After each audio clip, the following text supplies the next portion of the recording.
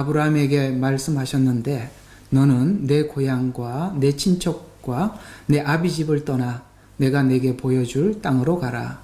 내가 너로 큰 민족을 이루게 할 것이며 내게 복을 주고 내 이름을 위대하게 하리니 너는 복이 되리라. 너를 축복하는 자들에게 내가 복을 주고 너를 저주하는 자를 저주하리라.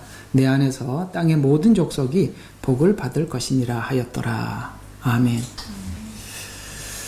자, 오늘은 이제 지금껏 저와 여러분이 1장부터 11장까지 선악과를 따먹은 인류가 어떻게 문화를 발전시키고 과학을 발전시키고 어떤 방향으로 갔는지를 11장까지 계속 설명을 하고, 사실 11장에서는 인간이 모두 모여서 힘을 모으고 언어를 모아서 하나님이 이제 더 이상 인류에게 심판을 하지 못하도록 이제 바벨탑을 쌓자라고 그야말로 그냥 막을 내린 거죠. 그런 상태에서 모든 희망이 끝난 상태에서 하나님께서 이제 앞에 우리 잠깐 11장을 한번 잠깐 볼 필요가 있어요. 어떤 이야기가 나오느냐면 나홀이라는 사람을 좀 기억하라고 그랬었습니다. 자, 앞에 11장 17절 보면 에벨과 펠렉, 어제 저번 주에 요 두 이름을 잘 기억하라고 말씀을 드린 적이 있어요. 그래서 여기 보면 이제 펠렉이 후손에서 나홀이 나오게 되고, 나홀은 데라를 낳은 후에 결국 이제 데라는 아브라함의 아버지가 되죠. 그러니까 이 종족들로 인해서 민족들이 나누게 되거든요. 이 데라와 벨렉과 그 다음에 에벨, 이 두 종족으로 인해서 인류가 이제 나누어지기 시작합니다.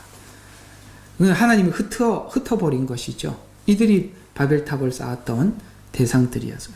주도권을, 그러니까 주로 이렇게 쌓았던 사람들인데, 그러니까 이걸 지금 이제 성경은 어떤 식으로 우리에게 강요하고 설명하고자 하는 거냐면은, 그야말로 바벨탑을 쌓았던 인류 속에 한 사람을 선택을 해서 하나님이 완전히 무너진 상태에서 하나님이 개입하셔서 이제 하나님이 구원의 방법을, 은혜라는 방법, 우리가 지금 흔히 이야기 예수 믿어 구원 얻는 이게 은혜라는 이 방법을 통해서 하나님이 인류를 구원키로 하셨다.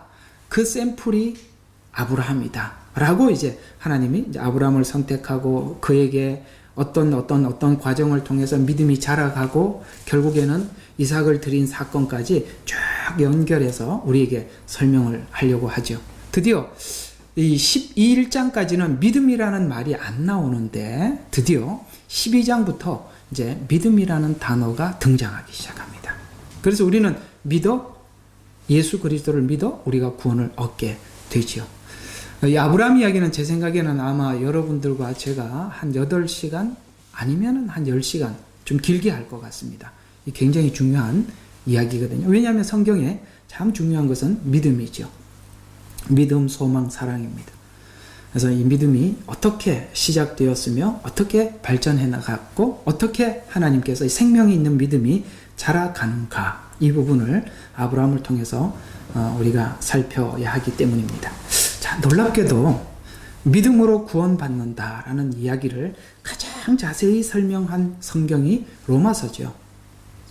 그런데요, 여러분, 로마서와 창세기가 같은 배열을 가지고 있다는 거 아십니까? 어떻게 배열을 가지고 있느냐면, 믿음 구원을 설명하는 로마서는 아브라함의 믿음과 연관시켜서 설명을 해요. 왜냐하면 믿음을 설명하기 위해서는 아브라함을 소개하지 않고는 결코 우리에게 믿음을 설명을 할 수가 없어요. 그런데 하나님은 아브라함이라는 한 사람을 당신이 선택해서 그에게 믿음을 주어 믿음이 자라가거든요. 믿음이 자라간다는 말이에요. 그래서 로마서에서도 믿음을 설명할 때 자꾸 아브라함 이야기를 들고 들어옵니다. 또 하나, 갈라디아서에서도 아브라함 이야기를 가지고 설명을 해요. 따라서 로마서와 갈라디아서를 이해하기 위해서는 이 아브라함이 어떻게 하나님 앞에 선택을 받았으며 하나님께서 어떻게 아브라함에게 믿음을 계속 주셨는지를 모르면 여기서 우리가 갈라디아서나 로마서에서 자꾸 믿음 설명을 해도 이 아브라함의 일대기를 모르면 그 믿음이 성경에서 말하는 믿음과 다를 수가 있어요. 자, 잠깐 이렇게 한번 결속을 한번 해볼게요. 자, 로마서 1장과 3장은 모두가 죄인이다. 그러니까 1장과 2장이에요. 3장까지가 아니라 모두가 죄인이다. 그리고 죄인은 죽을 수밖에 없었다라고 1장에는 죄의 목록들을 다 기록을 하는데요. 여기에 그 목록들을 우리가 쭉 읽어보면 여기 나하고 연관이 안 되는 게 없어요. 우리는 사실 그런 상태예요. 11장까지 그 얘기예요.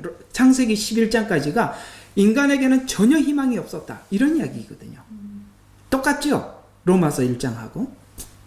그런데 2장은 어떤 이야기냐면 이제 하나님께서 인간에게 구원의 기회를 줬어요. 율법을 주었죠. 그걸 받은 자들이 유대인이었습니다. 그러나 유대인들은 율법을 가지고 어떻게 했습니까?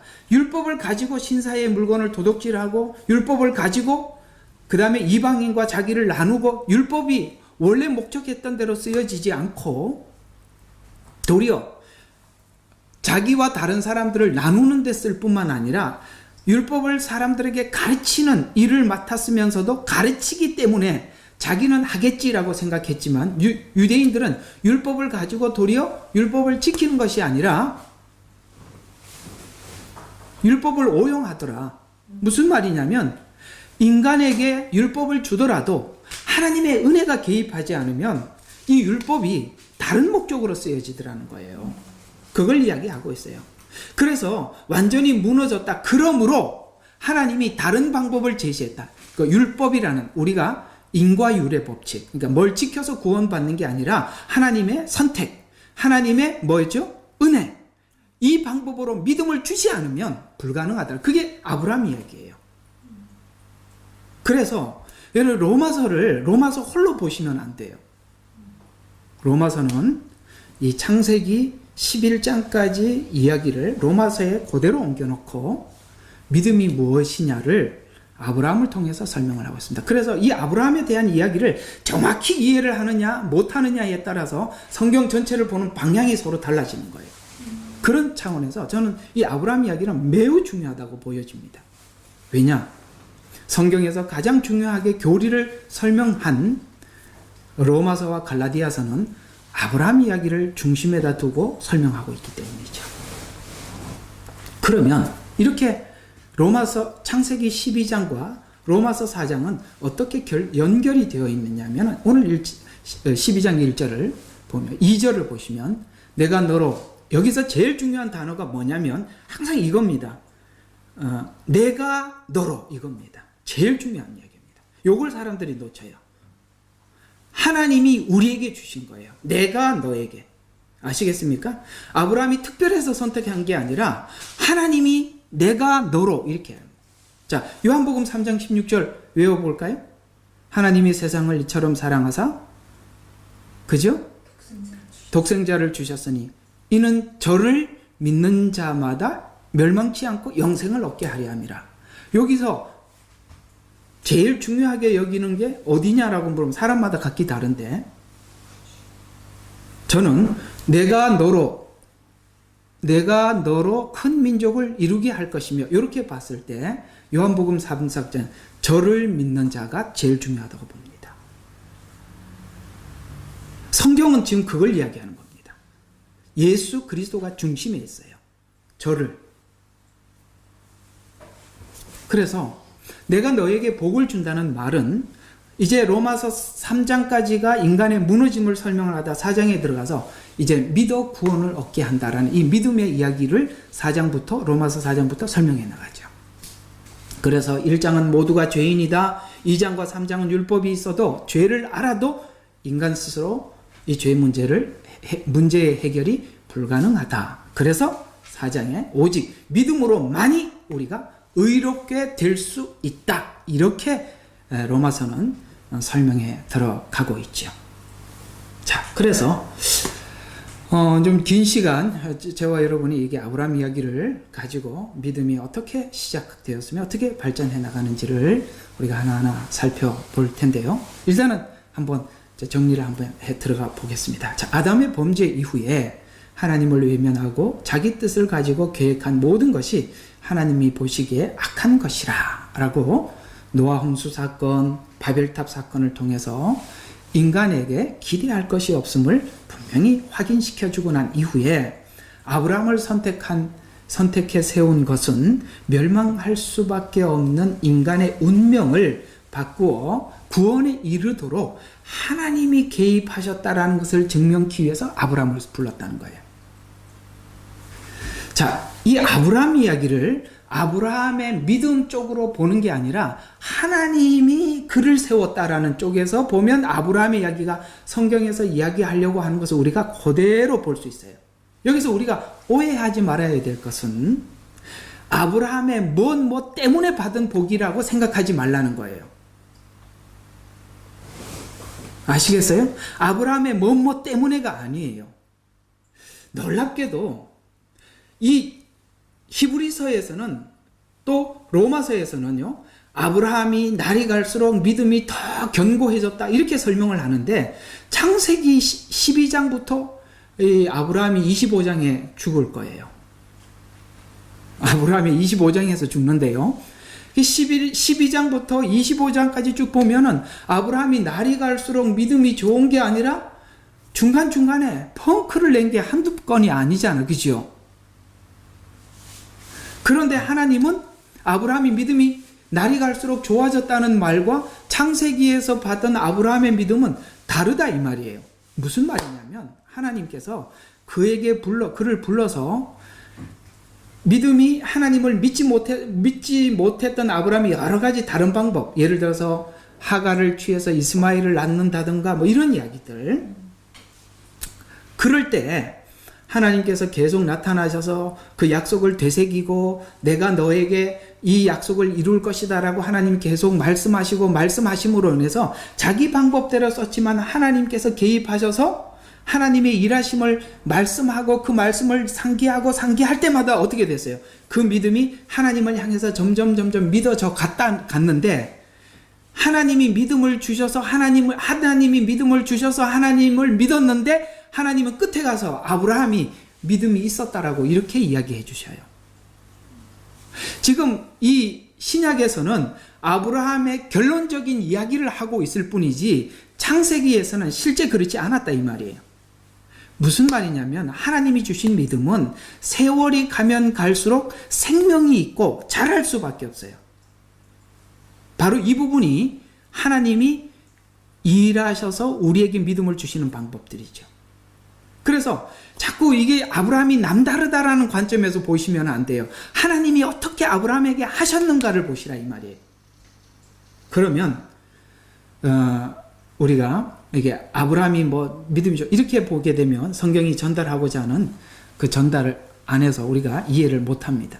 자, 그래서 아브라함의 등장은 전에 바벨탑을 쌓는 인류의 노력과 대조해서 하나님이 구원의 주체가 되어서 내가 너로 큰 민족을 이루어 낸 후 아브라함 뒤에서 아브라함을 위대하게 만든 하나님을 축복하는 자에게 내가 너에게 축복할 것이다. 그러니까 아브라함을 보면은 아브라함 자신의 믿음이 보이는 게 아니라 그 뒤에서 일하시는 하나님을 보게 되는데 그 뒤에서 일하시는 하나님을 보고 축복하는 자에게는 아브라함이 받은 복을 함께 받을 것이고 저주하는 자는 저주받으시라는 것은 아브라함을 세워서 그 뒤에서 일하시는 하나님이 보이게 된단 말이에요. 이해가 가세요? 하나님이 직접 나타난 것이 아니라 아브라함을 세워서 하나님이 뒤에서 일하시는 것을 본다 이 말이에요. 그걸 보고 아브라함을 저주하는 자가 있을 것이고 아브라함을 축복하는 자가 있을 것이다. 그래서 그에게 복을 주. 그러니까 이 믿음이라는 방법, 이런 이야기죠.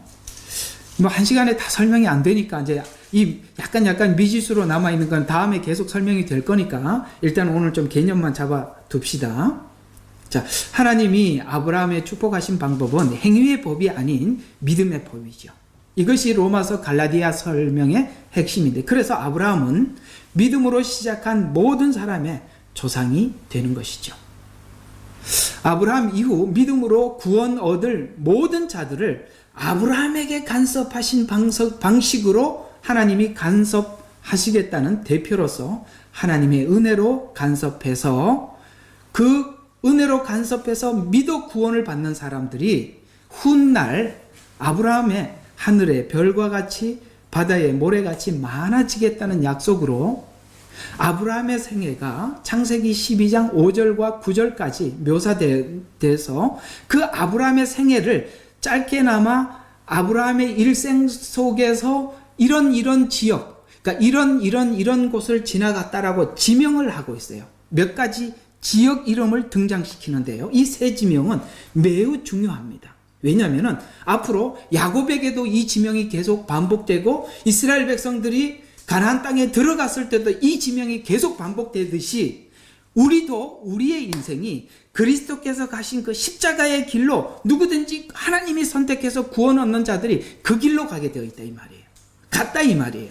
이상하게도 믿음의 길을 갔던 사람들과 함께 얘기를 나누면 그 이야기들이 다 같고 공감이 가지요. 대답 좀 해봐요. 공감이 안 가죠. 저 사람은 전혀 다른 거 아니에요. 우리는 예수 그리스도를 따르는 길을 우리가 함께 가고 있기 때문에 우리가 서로 간증을 하면 서로 같이 느끼는 거예요. 그럴 수밖에 없어요. 그래서 이 세 지명이 등장하는데요. 6절에 세겜, 8절에 베델, 그 다음에 세 번째로는 남방으로 갔더라라는 이 남방은 사라가 죽었을 때 마물레 앞 막벨라 굴을 샀던 헤브론을 의미합니다. 그래서 이 대표 지명으로 등장하는데 이 지명이 야곱이 귀환하는 과정에서 똑같이 등장해요. 왜냐하면 그래서 창세기 33장 18절인가 이 야곱이 돌아오는 과정에 이렇게 설명합니다. 밧단 하람에서 세겜 성읍, 세겜 나왔죠.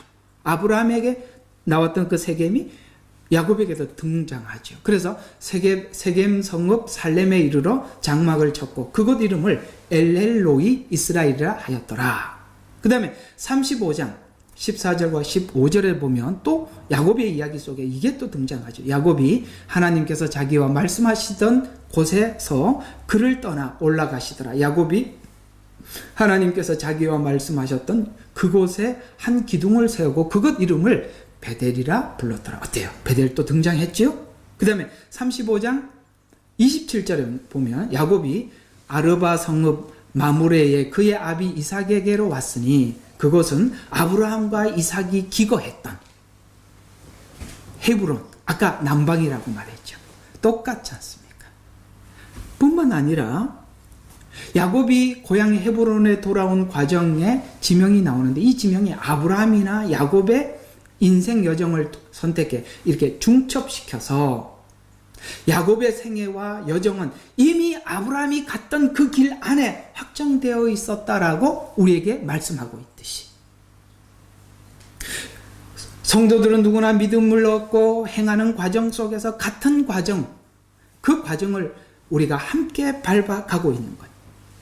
그래서 아브라함의 승리가 후손에게 이미 하나님께서 약속되고 확정되어 있었다는 것을 강조하기 위함인데 확정과 승리의 확신은 왜 우리가 그 길을 가면서도 절망하지 않고 하나님 앞에 믿음을 가질 수가 있느냐면 하나님께서 내가 너에게 복을 주어. 이게 약속이죠. 그러니까 우리는 우리 신앙 홀로 하나님 앞에 하나님 제 믿음이 이렇게 부족합니다. 연약합니다. 이렇게 생각하면 우리는 절망할 수밖에 없는데 우리가 그런 상황 속에서도 아브라함이 넘어졌으나 하나님이 세우신 것을 보면서 내가 넘어졌으나 하나님이 세우실 것을 믿고 우리는 하나님의 그 약속을 붙잡게 된다 이 말이에요.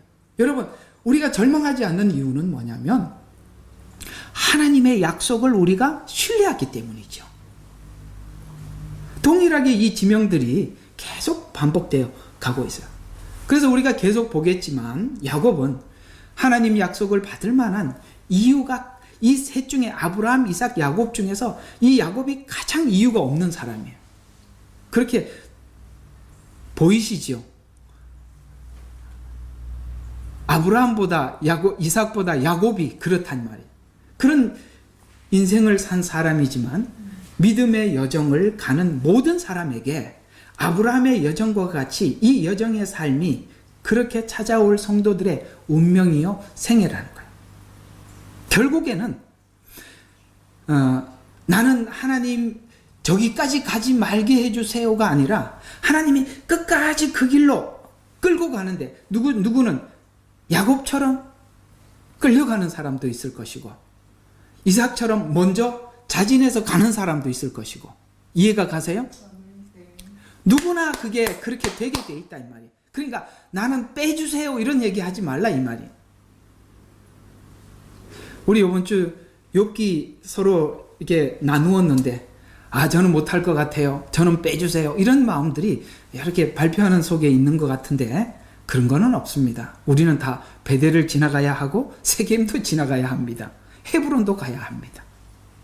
그것은 그리스도 안에 이미 하나님께서 정해놓은 신약에서는 그걸 이렇게 얘기하고 있죠. 누구든지 나를 따라오려거든 자기를 부인하고 자기 십자가를 지고 나를 따를 것이니라. 이걸 우리가 취소할 수 없는 거예요.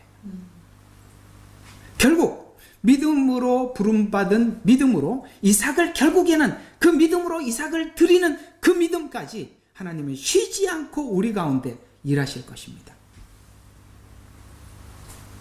이 지명에 대한 약속이 약속의 땅으로 이스라엘 백성들이 가나안으로 들어오는 과정에서도 정탐꾼을 보냈을 때 동일하게 이 지명이 또 등장을 해요. 여호수아서에서 7장 2절에 보면 여호수아가 사람들을 여리고로부터 베델 동편 베다요온 곁에 있는 아이로 보내매 8장 9절에는 그들을 보내며 아이 성읍 매복하고 베델과 그 다음에 8장 30절에 그때에 여호수아가 에발산을 한 단을 쌓고 10장의 정복 싸움을 남쪽으로 확장하는 일과 세겜으로 확장하는 일을 그러니까 베델, 세겜 다 등장하죠. 기록하는데 이 모든 내용들은 아브라함에게 간섭할 대상들에게 아브라함 생애 속에 확정되어 있으며 어떻게 인도할 것인가. 그러니까 우리 창세기 속에 하나님께서 이 인물들에게 약속하시고 어떻게 인도하셨는가를 유심히 관찰을 해보면 하나님께서 우리의 삶을 어떻게 인도하실 것인지에 대한 이해가 잡히는 거예요. 그래서 성도들도 아브라함이 믿음을 얻고 성숙하는 과정에서 아브라함과 같이 같은 믿음의 과정을 걷고 있음을 우리가 확인할수록 뭐가 생기느냐 하면 믿음이 성숙해져 가는 겁니다. 어떤 믿음요? 죽은 자를 살리고 없는 것을 있게 하시는 하나님, 그게 끝이에요. 왜요? 이삭을 드렸을 때 아브라함이 그 믿음으로 드리셨거든요. 무슨 뜻이냐면 죽은 자를 살린다는 것은 우리가 예수 그리스도께서 우리에게 요구하시는 게 뭐예요? 우리가 주 예수 그리스도 안에 십자가 안에서 죽고 그리스도 안에서 다시 사는 거 아니겠어요? 근데 죽으라 그러면 우리가 안 죽잖아요. 스스로 안 죽잖아요. 근데 죽어야 산다는 걸 가르쳐 주는 거예요. 그래서 이삭을 드린 사건이 바로 그렇게 위대한 것입니다. 그건 아브라함 홀로 그렇게 하는 일이 아니라 우리가 내 자신이 죽고 그리스도 안에서 다시 산다는 이 사실을 우리가 믿지 않으면 하나님의 말씀을 순종할 수가 없고 복종할 수가 없어요. 그걸 하나님께서 우리 일생을 통해서 가르치겠다는 거예요. 그게 하나님께서 아브라함을 부를 때부터 약속한 이야기예요. 우리가 구원을 얻었다는 것은 에베소서 1장에 보면 우리를 거룩하고 흠없게 하시려고 불렀어요.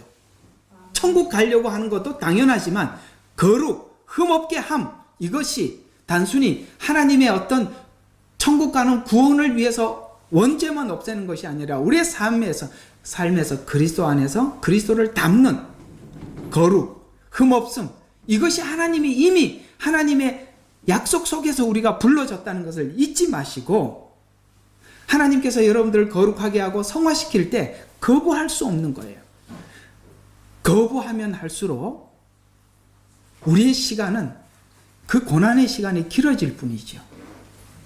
그러니까 확정되어 있다는 걸 아멘. 네, 손들어서 감사합니다. 확정되어 있어요. 그래서 로마서 4장 17과 22절에 보면 기록된 바 내가 너를 많은 민족의 아비가 되게 하였노라 함과 같으니 어때요? 드디어 로마서에서도 똑같이 똑같이 창세기에 아브라함에게 하셨던 말씀을 그대로 인용하잖아요.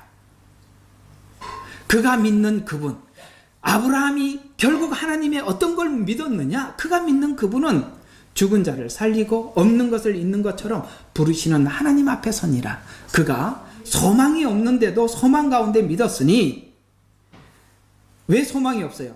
자기가 스스로 하나님의 그 약속을 이룰 수 만한 시도, 그 다음에 사례도 준비가 안 됐단 말이에요. 그렇게 되리라고 말씀하신 대로 많은 민족의 아비가 말씀하신 대로, 요게 아브라함이 믿었던 믿음이라며 이 말이에요. 소망이 없어요. 그러나 하나님이 말씀하신 대로 되리라고 믿었던 그 믿음. 그래서 그가 믿음이 약하여지지 아니하고 약 100살이 되어서도 그가 자기 몸이 이제 죽은 것으로 생각하지 아니하고, 어때요? 하나님이 주신 생명의 믿음은 시간이 갈수록 불가능한 상황으로 가면 갈수록 믿음만이 남는 거예요. 그렇죠? 100살이 되었어요. 75세의 부름을 받아 100살이 되었으면 점점 희망이 없어져 가는 거 아니겠어요? 그런데 놀랍게도 하나님 안에서는 인간적 소망이 사라져가면 갈수록 하나님의 믿음만 남는 거예요. 그래서 몸이 이제 죽은 것으로 생각하지 아니하고 또 사라의 태도 죽은 것으로 생각하지 아니하였는데 점점 하나님의 믿음의 긍정적 생각으로 옮겨갔다.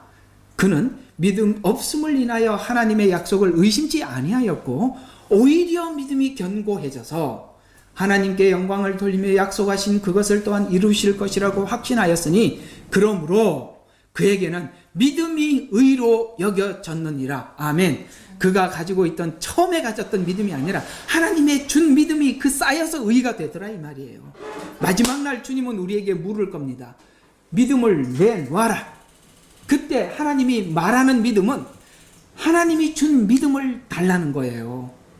하나님이 준 믿음, 내가 막 만들어낸 거 말고. 어때요? 여러분은 지금까지 하나님과 함께 걸으면서 인생을 살아오면서 하나님께서 여러분의 실패와 절망과 좌절 속에서도 하나님이 믿음을 심어 주신 것을 믿습니까? 아멘. 그런 경험들이 있나요? 그것이 바로 산 믿음이기 때문에 그런 겁니다. 생명이 있기 때문에 자랄 수밖에 없어요. 그런데 그 믿음은 내 소망이 끊어지는 만큼 하나님의 소망이 서는 겁니다. 그래서 확신을 가진 것이 이유가 되어서 보상이 된 것이 아니라 믿음의 조상이 된 이유가 하나님께 있었지 자기에게 있지 않은 믿음의 조상이라는 말로 하나님은 아브라함 하면은 믿음의 대명사로 세워놨다 이 말이에요. 얼마나 아브라함이 12장부터 믿음이 없었는지를 다음 주부터 계속 해나갈 겁니다. 그는 원래 믿음이 있어서 출발한 게 아니었습니다.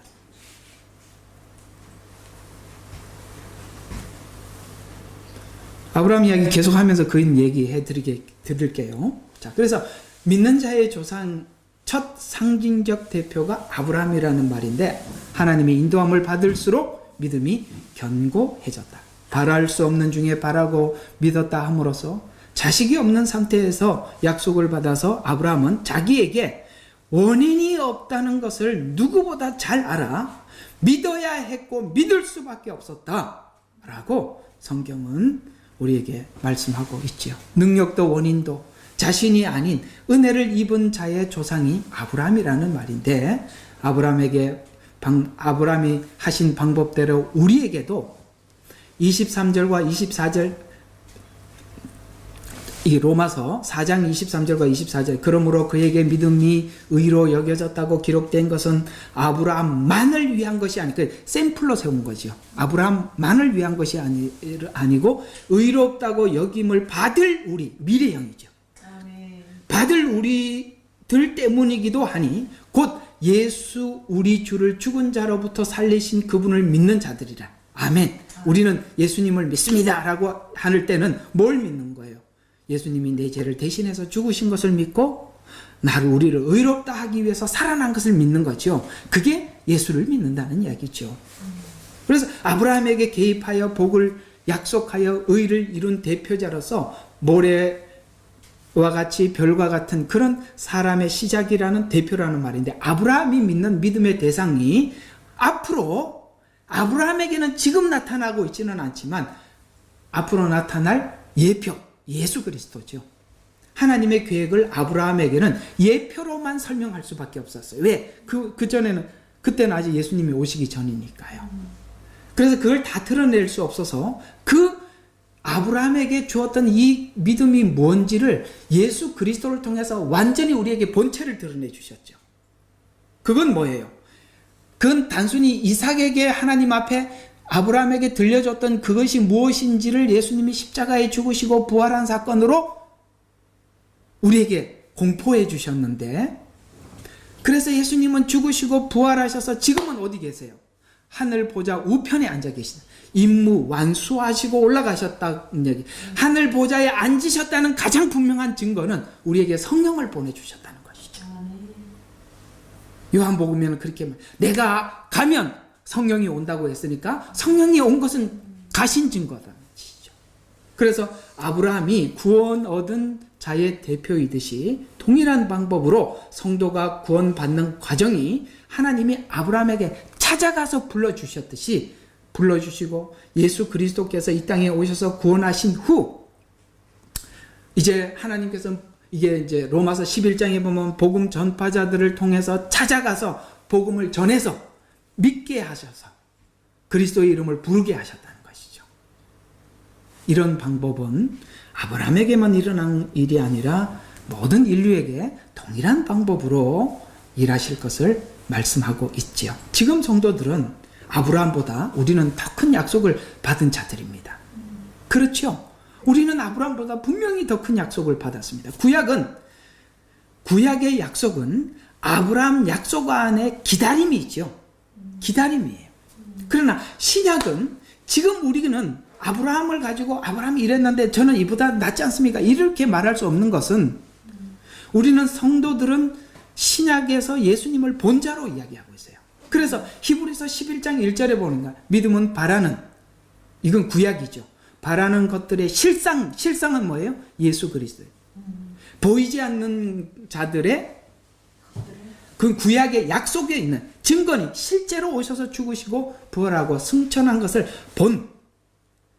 그래서 우리는 본 사람이라고 성경은 이렇게 말씀하고 있어요. 요한일서 1절과 2절에 보면 태초부터 계셨고 우리가 들었으며 우리 눈으로 보았고 주목하여 살폈으며, 이게 뭐 제자들에게 나타났던 이야기 아니에요. 부활하고 예수님이 나타났을 때 제자들 눈으로 봤죠. 오신문도가 봤죠. 올라가는 것, 승천해서 올라가는 것도 봤습니다. 그래서 눈으로 보았고 주목하여 살폈다. 이건 도마가 한 일이죠.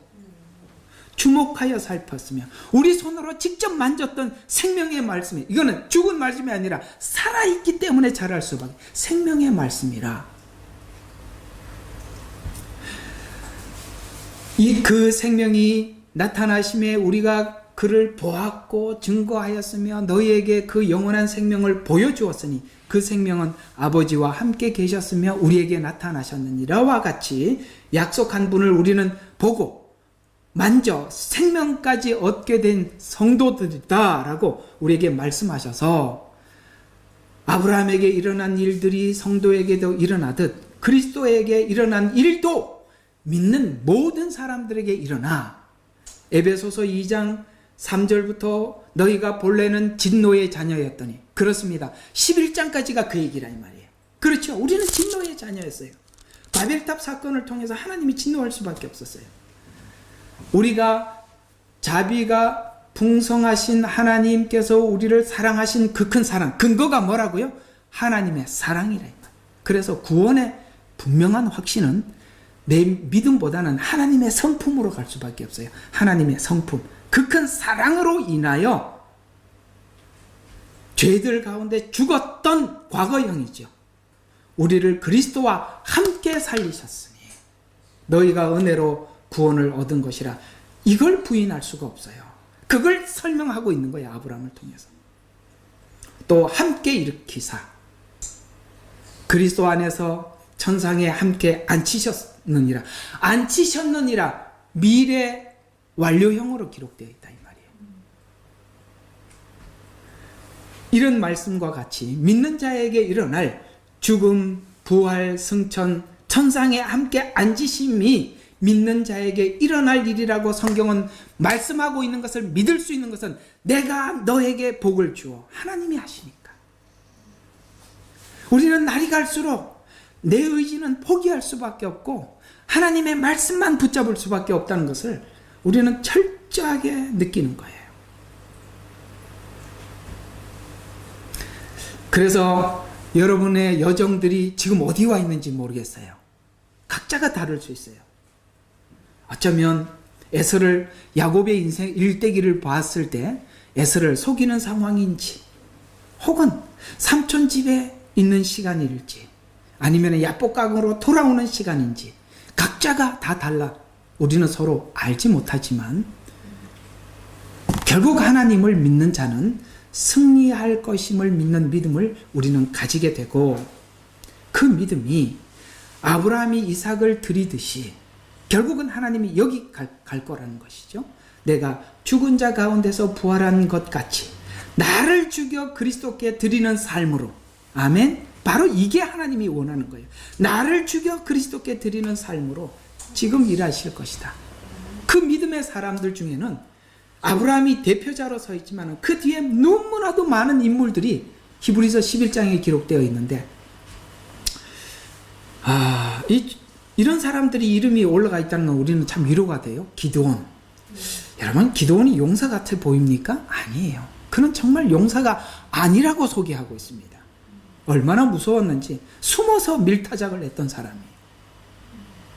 바락, 삼손, 정말 평생 그렇게 하나님의 능력을 받고도 딴 데 쓰던 사람들 아니겠어요? 입다, 다윗, 사무엘 이런 사람들의 이름을 다 등장시켜서 선지자들에 관하여 말하려면 내가 시간이 부족하리라 라고 말씀하시고 여기 있는 이름들을 보시면서 우리는 참 위로를 받고 그러나 구약의 믿음의 사람들은 결국 하나님의 그 믿음이 약속만 믿고 이렇게 믿음의 삶을 살았다면 구약은 약속만 믿고 그렇게 믿음의 삶을 살았다면 오늘 우리는 신약을 살아가고 있는 우리는 예수 그리스도의 십자가 신약을 가지고 신약 구약 성경만 있는 게 아니라 신약 성경을 가지고 있다 이 말이에요.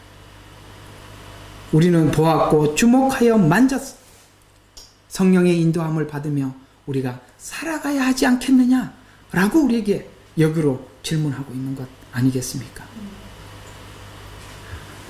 앞으로 아브라함 이야기는 너무 많이 해야 되니까 오늘은 이렇게 전주곡으로 이야기를 정리하고 결론을 맺으면 우리 모든 성도들의 믿음의 여정은 같은 방향, 같은 길을 걸어요. 아멘이시죠?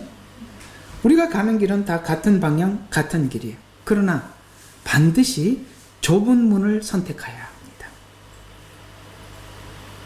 합니다. 가다 보면은 문 앞에 넓은 문도 있고 좁은 문도 있어요. 우리는 좁은 문, 십자가의 길을 선택하는 겁니다.